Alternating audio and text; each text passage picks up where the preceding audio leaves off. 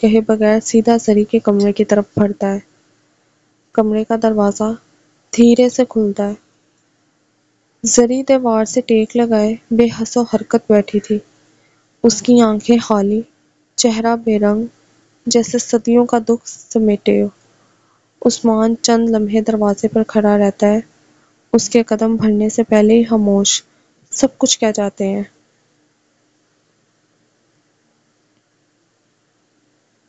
وہ آہستہ آہستہ اندر آتا ہے، کوئی آواز نہیں، بس زری کی سانسوں کا ہلکا سا ارتعاش، اور اس کے دل کا بوجھ اس کمرے کو بھوجل کر رہا تھا۔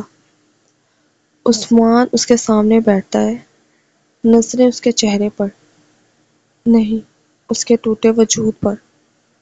زری کی پلکیں تھر تھراتی ہیں، جیسے اسے کسی کی موجودگی کا احساس ہو۔ وہ سر اٹھا کر دیکھتی ہے، دونوں کی آنکھیں ملتی ہیں، کوئی لفظ نہیں، کوئی سوال نہیں، بس ایک درد جو مشترک تھا۔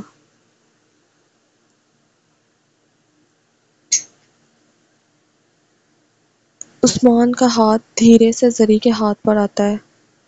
زری کا جسم ذرا سا کانپتا ہے، لیکن وہ ہاتھ نہیں ہٹاتی۔ آنکھیں بھر آتی ہیں، لب ہلتے ہیں، لیکن کچھ نہیں نکلتا۔ عثمان کی آنکھوں سے بھی نمی بہنے لگتی ہے۔ وہ کچھ کہنے کی کوشش کرتا ہے، لیکن آواز گلے میں اٹک جاتی ہے۔ آخر کار زری کے لب کپ کپاتے ہیں، آہستہ سے۔ پہلی بار اس نے کچھ بولا، لیکن بس ایک لفظ، زری، مدھم سرگوشی میں۔ چلا گیا۔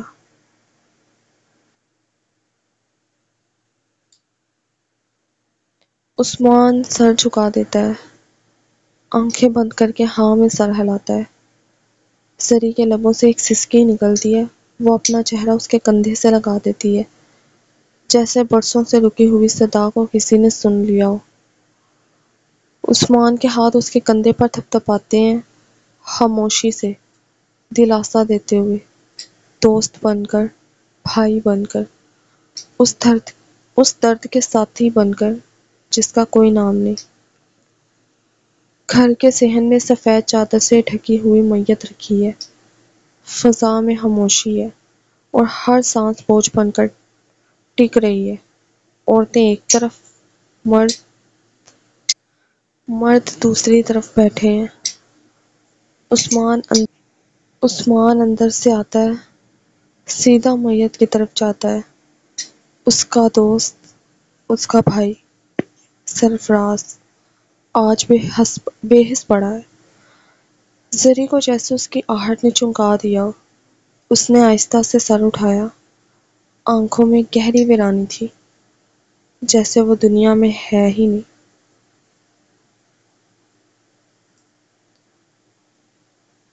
عثمان اس کے قریب آتا ہے، وہ رکتی ہے، بس دیکھتی ہے، اور پھر ایک دم بھاگتی ہے۔ وہ صحن میں سرفراز کی میت کے قریب آ کر گھٹنوں کے بل بیٹھ جاتی ہے۔ زری تڑپتی آواز میں، سرفراز اٹھو، سرفراز اٹھو، دیکھو، عثمان بھیا آ گئے ہیں، اب سب ٹھیک ہو جائے گا۔ چادر کو چھونے سے ڈرتی ہے، لیکن پھر لرزتے ہاتھوں سے کنارے کو پکڑتی ہے۔ اس کی انگلیاں کانپ رہی تھیں۔ زری دھیرے سے، جیسے فریاد کر رہی ہو، یہ جھوٹ ہے نا؟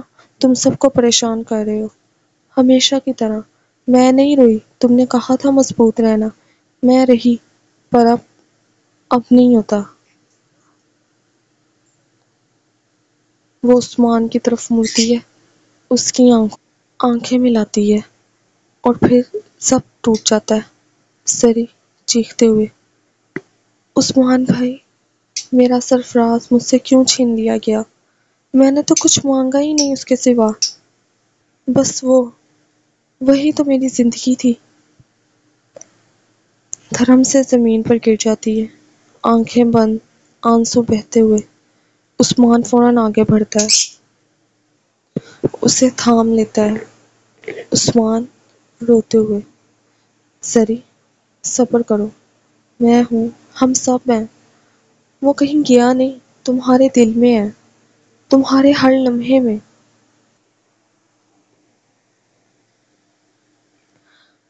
زری آہستہ سے روتے ہوئے، دل اب وہی تو نہیں رہا، اس کے بغیر کچھ بھی نہیں رہا، کچھ بھی نہیں۔ وہ سرفراز کی میت کے قدموں میں اپنا سر رکھ دیتی ہے، اور وہیں خاموشی میں اس کی روح چیخ چیخ کر اپنا پیار بیان کر رہی تھی۔ گھر کی دہلیز پر سفید چادر میں لپٹی ہوئی سرفراز کی میت رکھی ہے۔ فضا میں اذان ظہر کی آواز گونج رہی ہے، لیکن اس گھر میں جیسے وقت تھم گیا ہے۔ ہر کوئی خاموش ہے، آنکھیں اشک بار، دل بوجھل، اور صحن کی ایک طرف زری پتھر بنی بیٹھی ہے، گود میں سرفراز کی دی ہوئی چوڑیاں اور اس کا رومال تھامے، جیسے وہ لمحے میں زندگی کو قید کر لینا چاہتی ہو۔ مرد آگے بڑھتے ہیں، جنازے کو اٹھانے والے ہاتھ تیار ہوتے ہیں۔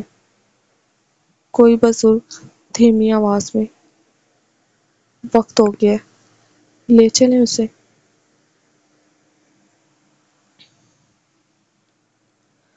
زری کا دل دہل جاتا ہے، جیسے اس کے جسم سے جان نکلنے لگی ہو۔ وہ لرزتے قدموں سے اٹھتی ہے، سرفراز کی میت کے قریب آتی ہے، اور دونوں ہاتھوں سے وہ چادر تھام لیتی ہے۔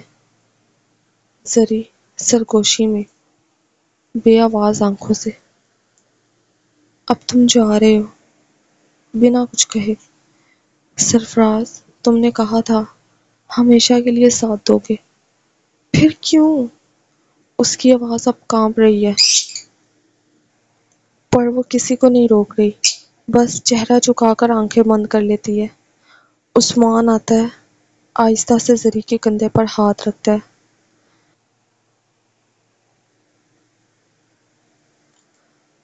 عثمان مدھم لہجے میں، زری چلنے دو اسے، وہ تمہارے دل میں ہمیشہ رہے گا، پر اس کا سفر وہ مکمل ہوتا ہے۔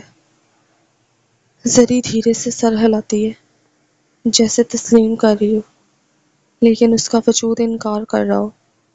وہ بس ایک آخری بار جھک کر میت کے کنارے پر ہونٹ رکھ دیتی ہے۔ خاموش الوداع۔ مرد میت کو اٹھاتے ہیں، عورتوں میں سسکیوں کی آوازیں ابھرنے لگتی ہیں۔ زری اسی جگہ کھڑی ہے،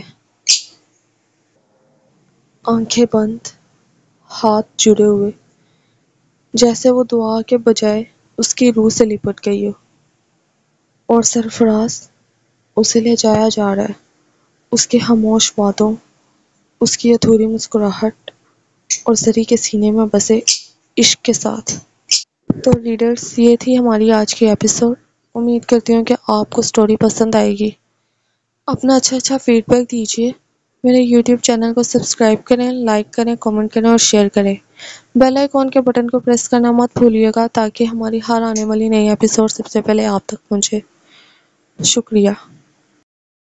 welcome viewers, welcome back to my YouTube channel. امید کرتی ہوں کہ آپ سب لوگ ٹھیک ہوں گے۔ ہم ریڈ کر رہے ہیں سفر تم سے تم تک by Aisha Umar. Hope so کہ آپ ہمارا ناول بہت پسند کر رہے ہوں گے۔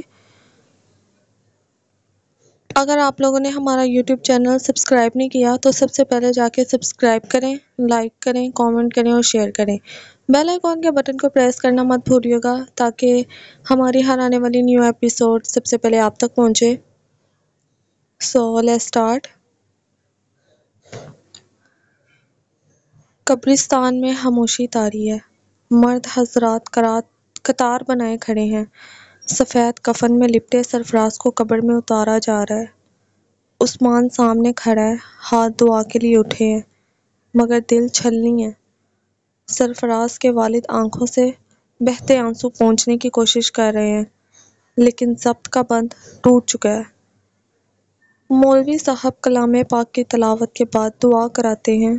ایک ایک مٹھی مٹی گرتی ہے، جیسے ہر بار زمین نہیں، دل پر بوجھ پڑ رہا ہو۔ عثمان دل میں سوچتا ہے، یار تو ہمیشہ مسکراتا تھا، اتنی جلدی ہمیں چھوڑ کے چلا گیا۔ سری کو کیا جواب دوں؟ اس کی نظریں اب بھی تیرے ہی انتظار میں ہیں۔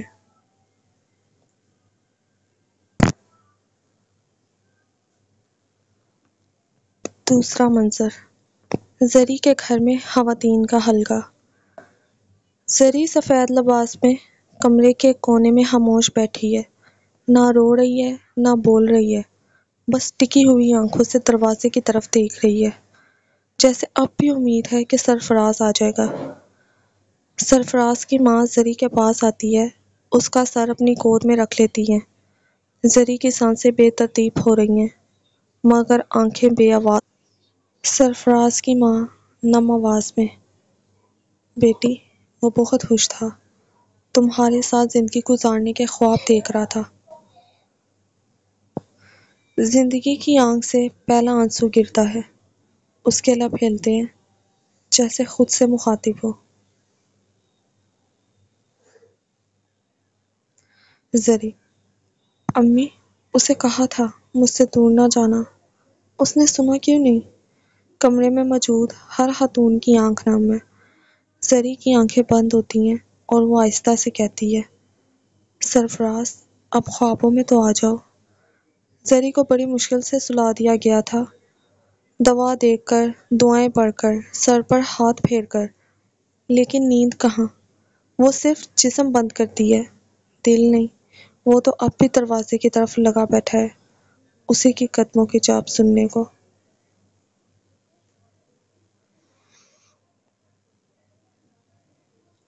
کمرے کی خاموشی میں اچانک زری کا جسم ہلا، آنکھیں کھلی، ہڑبڑا کر اٹھی، پسینے سے شرابور، لبوں پر ایک ہی صدا: سرفراز!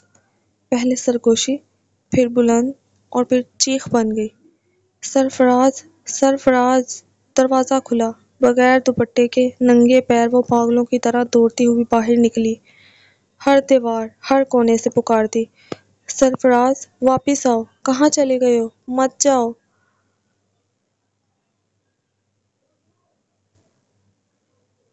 دوڑتے دوڑتے وہ ڈرائنگ روم میں پہنچی، جہاں ایک میز سے ٹکرا کر زمین پر گری۔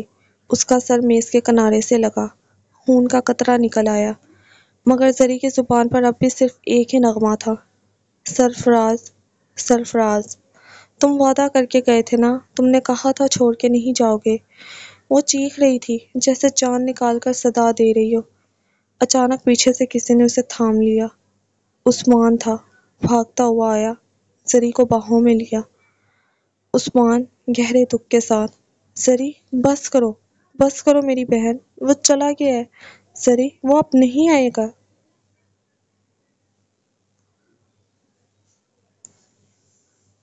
زری عثمان کے سینے سے لگی، چیختی ہوئی: آپ کیوں روک رہے ہیں مجھے؟ میں جانا چاہتی ہوں اس کے پاس، پلیز جانے دیں، مجھے اس کے ساتھ جانا ہے عثمان بھائی، میں وعدہ کرتی ہوں واپس آ جاؤں گی، بس آخری بار، ایک بار۔ عثمان کی آنکھوں سے آنسو بہہ نکلے، وہ زری کو تھامے کمرے میں لے آیا اور اسے بستر پر لٹا دیا، خود اس کے زخم پر مرہم لگایا، پٹی باندھی۔ زری ایک پل کو بھی کچھ نہ بولی، خالی نظریں چھت کو گھورتی رہیں۔ عثمان آہستہ سے اس کے کان کے قریب جھکا اور نرم لہجے میں بولا: زری، سرفراز تمہیں دیکھ رہا ہوگا، وہ نہیں چاہے گا کہ تم یوں ٹوٹ جاؤ، وہ تم سے محبت کرتا تھا، تمہاری ہر مسکراہٹ سے پہلے، پلیز اس کی خاطر خود کو سنبھالو۔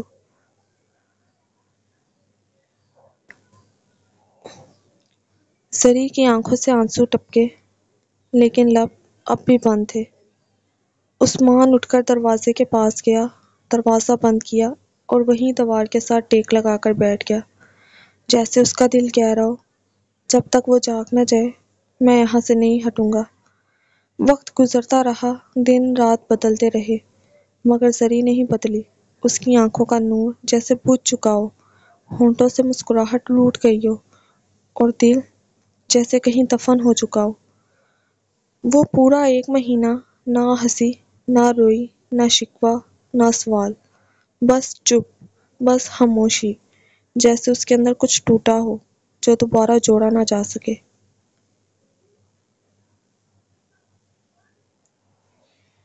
عثمان روز آتا، روز اس سے باتیں کرنے کی کوشش کرتا۔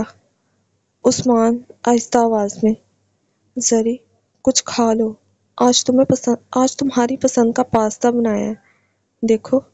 زری کی نظریں کھڑکی سے باہر جمی ہوتی، درختوں پر چلتی ہوا، پرندوں کی اڑان، سب جیسے اس کے دل کو کچھ بھی نہ کہہ پاتے۔ عثمان پھر نرمی سے، زری کچھ تو بولو نا، کچھ تو کہو، تمہاری یہ خاموشی مجھے اندر سے مار دیتی ہے۔ زری اس وقت گزرتا رہا، دن رات بدلتے رہے، مگر زری نہیں بدلی۔ اس کی آنکھوں کا نور جیسے بجھ چکا ہو، ہونٹوں سے مسکراہٹ ٹوٹ گئی ہو، اور دل جیسے کہیں دفن ہو چکا ہو۔ وہ پورا 1 مہینہ نہ ہنسی، نہ روئی، نہ شکوہ، نہ سوال۔ عثمان پھر نرمی سے، زری کچھ تو بولو نا، کچھ تو کہو، تمہاری یہ خاموشی مجھے اندر سے مار دیتی ہے۔ زری اس کی طرف دیکھتی بھی نہیں، کبھی کبھار ہلکی سی جی کہہ دیتی، وہ بھی صرف رسمی سی۔ ایک دن عثمان اس کے پاس آیا، اس کے سامنے بیٹھا، آنکھوں میں نمی، لہجہ تھکا ہوا۔ عثمان، زری سرفراز کیا ہے، تم نہیں، تمہیں جینا ہے، اس کے لیے، اس کی یاد کے لیے۔ تم یوں چپ رہو گی تو وہ بھی وہاں خوش نہیں ہوگا۔ زری کی پلکیں لرزیں، لیکن جواب نہیں آیا۔ عثمان نے آہستہ سے اس کے ہاتھ پر ہاتھ رکھا۔ میری وہ زری کہاں گئی جو دنیا کی ہر بات پر مسکرا دیتی تھی، جو چائے بناتے ہوئے گھنٹوں بولتی تھی؟ تمہیں دیکھ کے دل کو سکون ملتا تھا۔ زری واپس آ جاؤ پلیز، تھوڑی سی، بس تھوڑی سی زری لوٹا دو۔ زری نے پہلی بار اس کی طرف دیکھا، آنکھیں خالی،